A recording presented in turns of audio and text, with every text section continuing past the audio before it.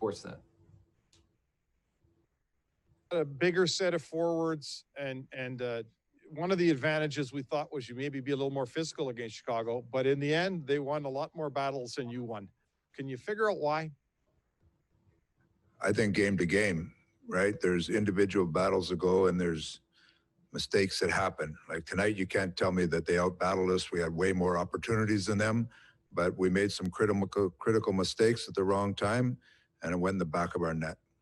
So game 2, we were strong. Game 1, we got down early and we chased the game.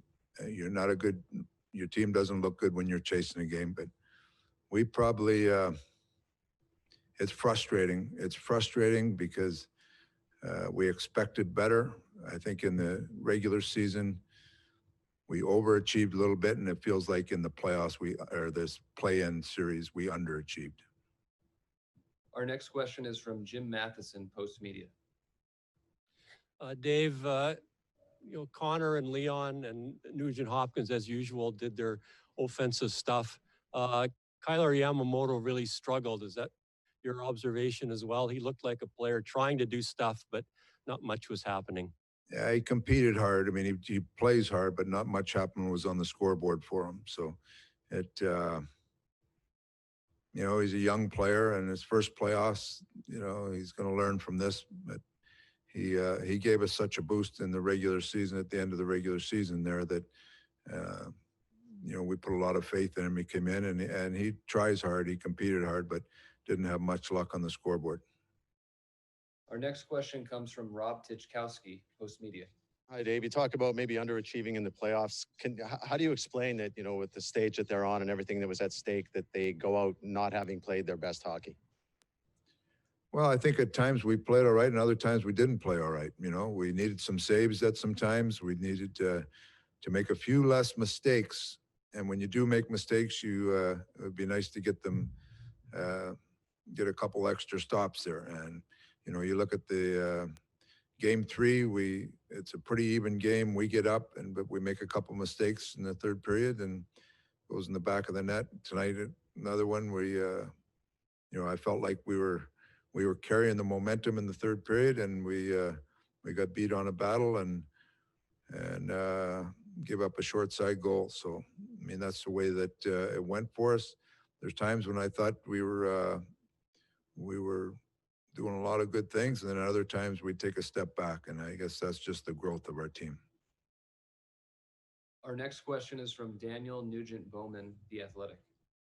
Dave, more than a year ago, you took over a team that was obviously at the end of the standings, a very struggling team, made a lot of strides this year, finished 5th in the Western Conference, but as you talked about, underachieved here. What's the takeaway, and what do you see from this group going forward here? Well, I think we're ahead of where we started at the start of training camp last year, which is a positive, but there's still lots of work to be done. We have some real good pieces on this group, but we've talked about at the start of the year, we want to play real meaningful games. We thought we had a chance to be a playoff team, and we tried to earn the right to do that. Now, we didn't get that done in this 5-game series. So there's a lot more work to be done, but I think we will start from ahead of where we started last year, and hopefully we can make some strides forwards. We want to be a team that can be in the upper echelon team and be consistent in that year to year, and we've obviously got some more work to do to get there. We'll now take a couple of questions from Zoom. We'll start with Jason Gregor.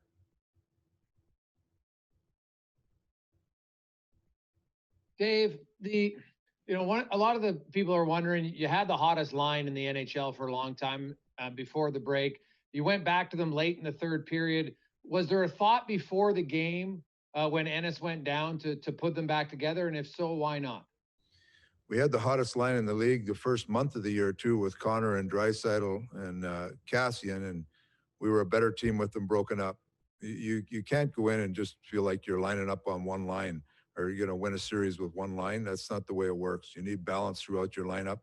And we need that to become an elite team, not just a team that can get on a hot streak and win. We want to win for a long time. And I believe when you have pairs on lines that you can get going, Connor and Nuge have played together. They played very well together in the end of the year. When the line of Nuge and Draisaitl and Yamamoto was going, Connor had missed a bunch of games there, so we relied on those guys heavy. They were getting big minutes in all situations. So it's too easy just to say, oh, that one line scored a lot. We want to be a good team. You can't be a one-line team and expect to win on a consistent basis. And we're trying to balance our team to win long term, not to have one line go out there and feel like that they're getting everything done. You're not going to win like that. And our last question comes from Ryan Rashog. Dave, Darnell mentioned that he felt the most intensity you guys were able to harness in this process actually came in your exhibition game against Calgary. The emotion that I think people thought might be there. Why do you think your group wasn't able to harness more of that during this playoff series? I know it wasn't the most intense in terms of pushing and shoving and rough stuff, but why do you think that wasn't there given everything that's on the line in the series? What kind of emotion is he talking about? Is he talking about fighting emotion or pushing emotion, or what kind of emotion is he talking about?